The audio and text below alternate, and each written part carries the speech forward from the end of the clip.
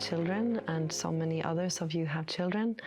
And I think it's many of you that the basic thing is we're doing this for them. We want them to live in a world that is free, where they have their bodily integrity, where they have the freedom of speech, where they can move really around the planet. Today will go down in history as one of the greatest demonstrations for freedom.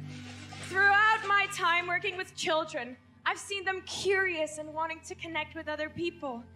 And I've also seen children confused and sad when they can't. Can you imagine what it must be like to be a child today, looking at faces that don't smile, not being able to see someone's face, watching mom and dad feel scared? How many children are currently being abused and experiencing more violence? Are you prepared to put up with this? Because we aren't!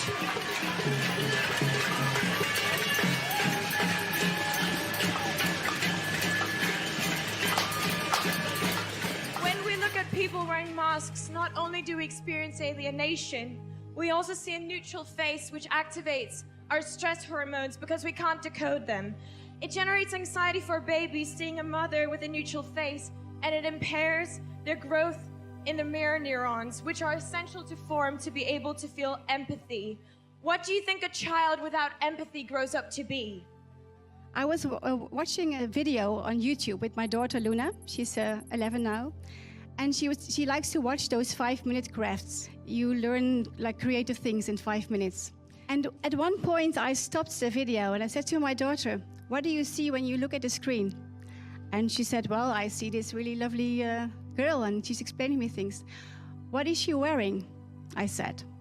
"She's wearing a t-shirt." "What's on the t-shirt?" "Hello Kitty." "And what is Hello Kitty wearing?" "A mouth mask." So my daughter is being desensitized for mouth masks. She's getting used to it because it's everywhere. And you know how the brain works? Pictures go straight into our unconscious brain. We are being brainwashed wherever we go. This is not humanity. We should stop this immediately. This is child abuse. And they really believe that they have to do this in order to keep us safe, because they are so loyal to us, our children. They want to keep us safe, and it's not their job.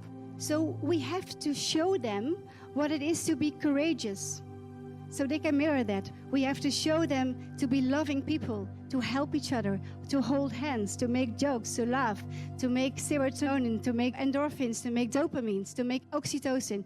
We have to show them. They learn from us how it is to be humans.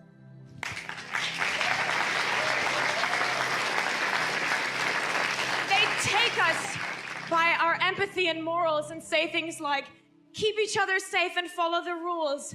And of course, an empathic person would fall for that. While these rules are getting more and more preposterous for a virus with a survival rate of 99%, we are not stupid!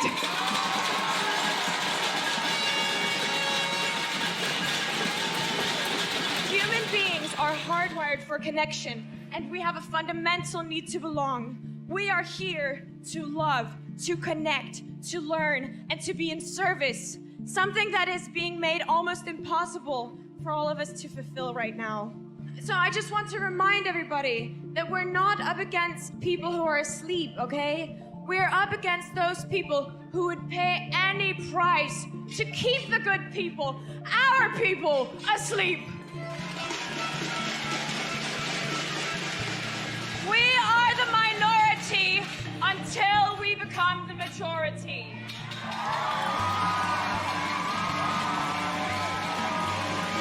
We are here to win.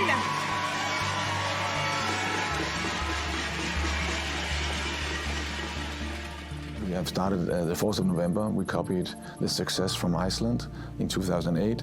So we are doing a lot of pots and pans noise, and we call it the clinky clunky. And the atmosphere is really something everybody should try, because I thought we do the pots and pans to wake up the politicians, to make a statement that they don't pay attention to the people, they don't listen. I thought it would just be a lot of noise, but actually you get into a rhythm, and it's actually very, very pleasurable, actually. This is what democracy looks like.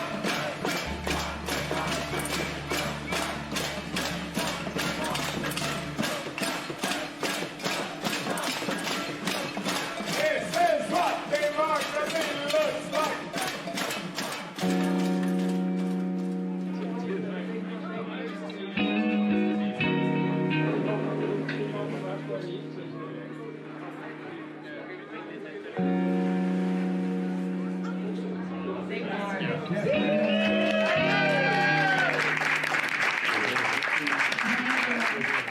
just want to say on behalf of the World Freedom Alliance, welcome to everyone here and to all the Danes. We're in your country, so thank you so much for your hospitality. Maybe later.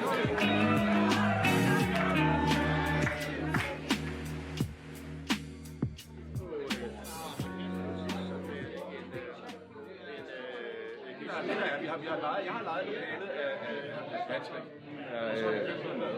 Jeg synes, det er unbelievable, at du skal stå og sige til en mand på 55, at han ikke må købe en øl. Jeg synes, det er unbelievable. Jeg siger bare, at stedet her, de vil få en bøde, hvis de solgt øl efter kl. 22. Det er unbelievable. Og mere vil jeg ikke, bare for at sige. Og vi har gæsteliste. Den er ikke offentlig tilgængelig. Jeg skriver objektivt det, du har sagt. Og så hvis de så er enige med corona hot. Jeg er færdig for i dag. God aften, ikke også?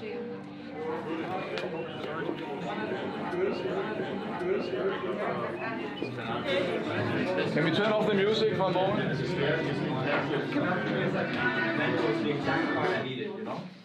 Okay, so I'll take this in English, yeah? So basically, we have a law that stipulates that this ridiculous rule that you cannot gather more than 10 people in Denmark does not apply to political groupings and groupings where you are sharing opinions. And this is clearly that, and the police agrees with that. So we can be here, but we cannot serve alcohol after 10. Boom! This happens all the time at the moment. And the police, who will never come out if someone robs your house, or a guy beats the crap out of you on the way home from the train, they will never come out to you, yeah?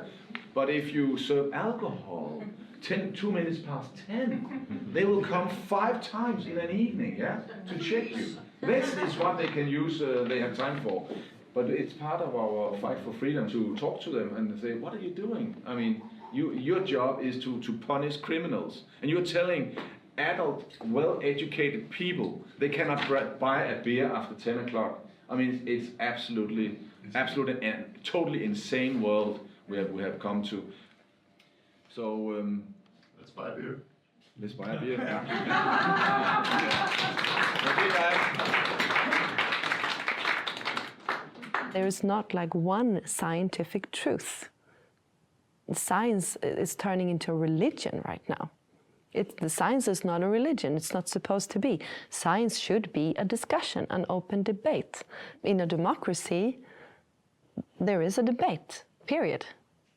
If we don't have an open debate, it's not a democracy. And that's what we need to reclaim again, over and over. Do you hear us? Yeah! Oh, God.